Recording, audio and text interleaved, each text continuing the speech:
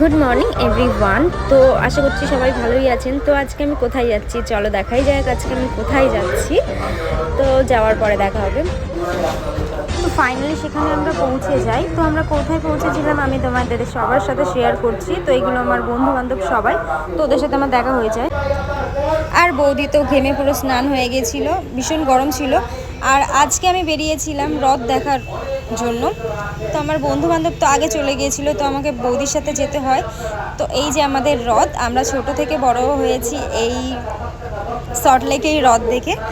তো পুরীতে যাওয়ার তো সৌভাগ্য হয়ে ওঠে না, এতটাই ভিড়।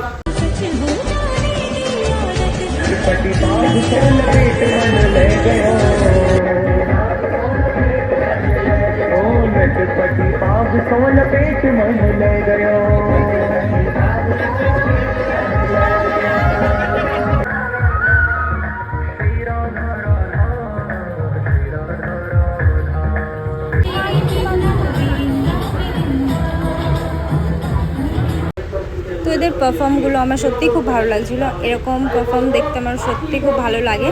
তো তোমাদের কেমন লাগলো অবশ্যই লাইক কমেন্ট অ্যান্ড সাবস্ক্রাইব করে জানিও। চলো যেটুকু তোমাদের সাথে শেয়ার করতে করছি, কারণ এতটাই ভিড় ছিল যে মানে ফোন বের করতেই পারছিলাম না, হাঁটতেই পারছিলাম না, হাঁটার জায়গাটুকুই নেই। তো ওর জন্য আমি যেটুকু পাচ্ছি শেয়ার করছি। এদের ড্রেস আপগুলো এই গরমের মধ্যে আমার সত্যি খুব কষ্ট লাগছিলো। আর ইনি সামনে এসেই আমাকে ভয় দেখিয়ে দিয়েছে, আমি সত্যি খুব ভয় পেয়ে গেছিলাম। এই মিউজিকটা ম্যাড্রাসিদের হয়তো হবে, আমার ঠিক জানা নেই। তো মিউজিকটা শুনতে খুব ভালো লাগছিল। আর এদের ডান্সটাও সেরকম সুন্দর ছিল, সবার মানে একটা মিল টাইপ খুব সুন্দর আছে। আর রিহার্সাল খুব ভালো করেছে, সবার মধ্যে একটা ভালো মানে বন্ডিংও রয়েছে। এদের তালগুলো বেশ সুন্দর। আর এই যে সিংহ, এ তো শুধু সবাইকে ভয় দেখাচ্ছে, বিশেষ করে বাচ্চাদেরকে। এটাও খুব ভালো লেগেছে। এর তো মনে হচ্ছে বেশি কষ্ট হয়েছে, কষ্ট সবারই হয়েছে, কম বেশি সবারই হয়। কাজই হয়, সে যেই কাজই হোক না কেন।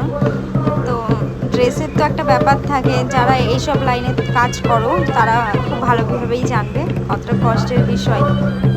তো যাই হোক, এইসব দেখতে দেখতে সন্ধে হয়ে গেছিলো, প্রায় 7:30 8টা বেজে যায়। তো ভাইজিকে নিয়ে আমি বাড়ির দিকে রিটার্ন করছিলাম। আমি ভাবছি যে একা একা এই অন্ধকার রাস্তায় আমি কীভাবে ওকে নিয়ে যাব। তো আমার ভয় লাগছিল, তো ওর সাথে ও যাতে ভয় না পায় তো ওর সাথে ফটো ভিডিও করছিলাম। আর এদিকে এতটাই ভিড়, তো সাইডে এসে একটু ভিডিও বানাচ্ছিলাম। তো বৌদিকে ফোন করছি, পেলাম না। তো শেষ আমার দিদির সাথে দেখা হয়ে যায়, দিদির মেয়ে ওরা ঠান্ডা খাবে বলছিলো, তো আমরা নিলাম। তো সেটা নিয়ে আমরা খাওয়ার সময় খেতে বলছি যে ওর মাকে তো খুঁজেই পাচ্ছি না, এখন কী করব। তারপরে বাড়ির দিকে আসার সময় দেখছি কি বৌদি একটা সাইডে দাঁড়িয়ে আছে, তো ওকে আমি অনেক বকাঝকা করলাম। তো তারপরে আমি বাড়ির দিকে রিটার্ন করি। তো বাড়ি আসার রাস্তায় বৌদির সাথে ইয়ার্কি ঠাট্টা মারতে মারতে ভাবলাম যে কিছু খাওয়া যাক। তো বৌদি কিনলো পাঁপড়, আর আজকের দিনে পাঁপড় খাবো না তা কখনো হয়। তো সেটা নিয়েছিলাম। আর মাকে আমি ফোন করে জিজ্ঞাসা করলাম যে তুমি কী খাবে। তো মা বললো মোমো নিয়ে। তো মোমো নিয়ে আসলাম বাড়ির দিকে। তোমরা কে কোথা থেকে আমার ভিডিও দেখছো অবশ্যই কমেন্ট করে জানিও, একটা লাইক কমেন্ট অ্যান্ড সাবস্ক্রাইব করে দিও। Thank you so much and bye bye. সবাই ভালো থেকো, সুস্থ থেকো।